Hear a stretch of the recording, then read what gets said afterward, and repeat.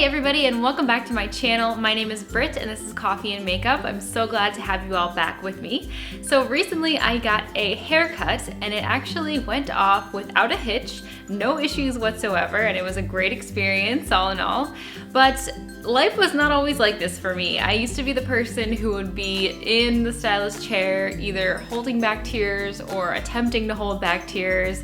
I always had horrible experiences at the stylist, so bad that I, for a while, tried to cut my own hair, which didn't work out that well either. So today my video topic is gonna be how to avoid these haircut horror stories, how to go to a stylist and have a great experience and get your hair cut in the exact way that you want and not have years or at least months of hair growth wasted. So my first tip for you all is to do your research. It can be very tempting to just be driving around, see a hair salon that looks pretty promising and just set up an appointment and go there. But I really suggest looking online first, just like you would search for any other type of service online, look at a restaurant for instance, and see the ratings of the hair salons in your area. So when I was looking, I went on just like Yelp or Google, I forget which one, but just looking at the star ratings of different salons in my area. And then beyond that, I found a couple that had really good 5- and 4-star reviews. And after that, I actually read the individual reviews to see what people had to say. And what I look for when I'm reading these salon reviews is somebody who seems to be as neurotic about their hair as I am about my hair. So I actually ended up going to a salon that mostly caters to curly girls because I read these reviews, and if you're a curly girl, you know that like if you get a bad haircut, it can look really bad with curls.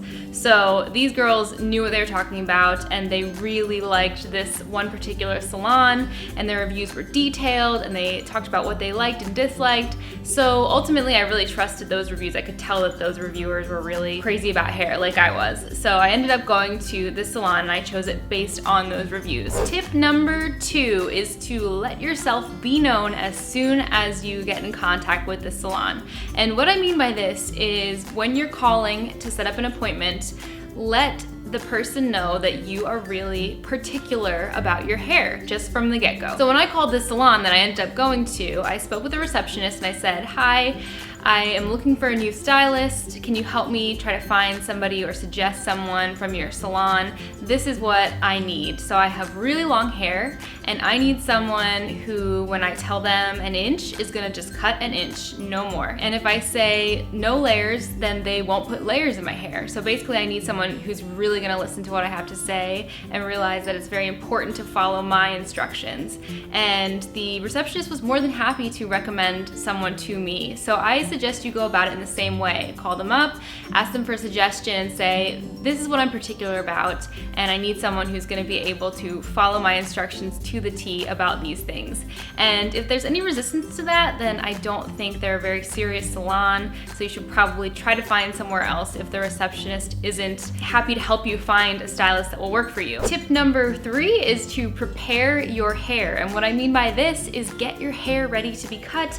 Don't just walk in on any random day with any type of hair. You want it to be prepared for the stylist. So that'll look different for everybody, but one commonality is you want your hair to be its natural texture or the texture that you wear it most often. So in my case, to prepare my hair, I showered the night before and then I went to bed with my hair down, my wet hair down, which I hardly ever do. I usually sleep in a braid, but in this case, I wanted my hair to perfectly represent its natural texture without any type of manipulation or any type of like braid waves or bun kinks or whatever. It just had to be perfectly my texture, and I recommend that you do the same for your hair. And in my case, I also needed my hair to be super tangle free, and the reason that's important to me is because my hair is susceptible to mechanical damage, meaning if someone is ripping through it with a brush or a comb, it's liable to break and pull out and just be a big old mess.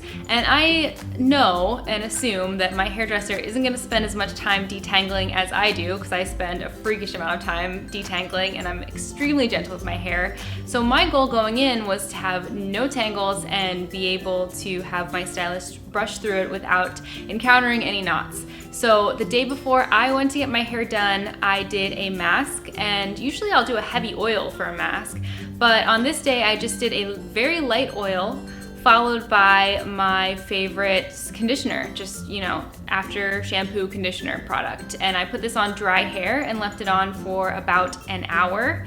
And then I washed out in the shower and followed it again with that same conditioner because I needed my hair to be super slippy and silicone-y and just absolutely resistant to tangles. And it was, so that worked out really well for me. So whatever you need to do to prepare your hair, do that before you go to the stylist. Make sure it's your natural or preferred texture, and if you need to, make sure it's also tangle-free. Now, tip number 4 is to be very direct and know what you want. And sometimes that's a little hard for us women to be extremely direct, but in this case, I think it's pretty important and it's good practice for, you know, your career and your life.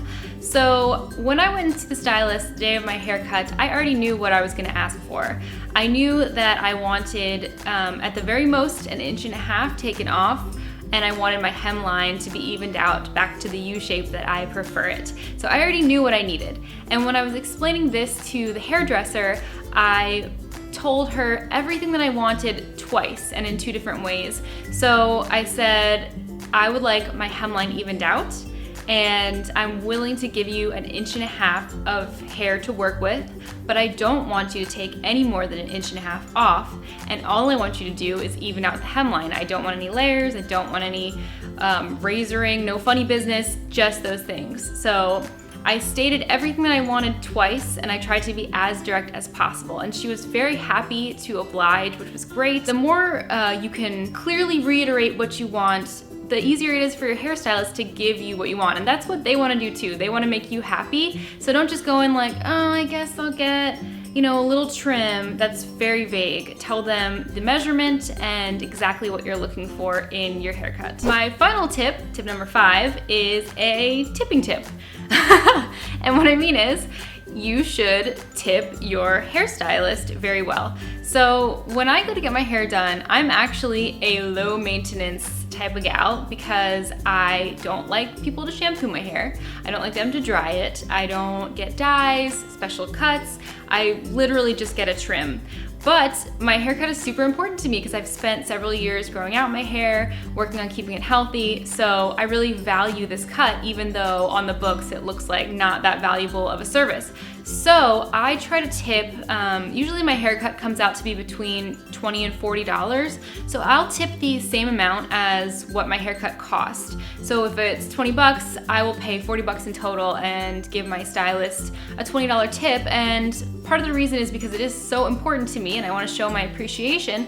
And secondly, you want to establish a relationship with this person so they know, hey, I listened to them this time, I gave them exactly what they wanted and they really appreciate that, and next time I will be equally as vigilant and do as great a job. And if you're only going in yearly like I do, then you want to be a memorable customer so they'll know to give you that, again, great service next time. So tipping well is just another way to stand out in their minds.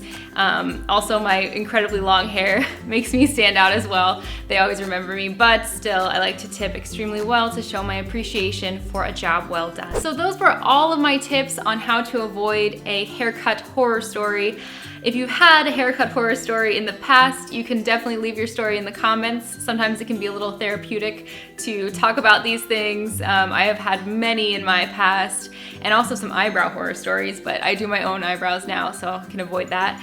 But I hope you all enjoyed the video and found it really helpful, and I will see you all in the next one. Bye, everybody.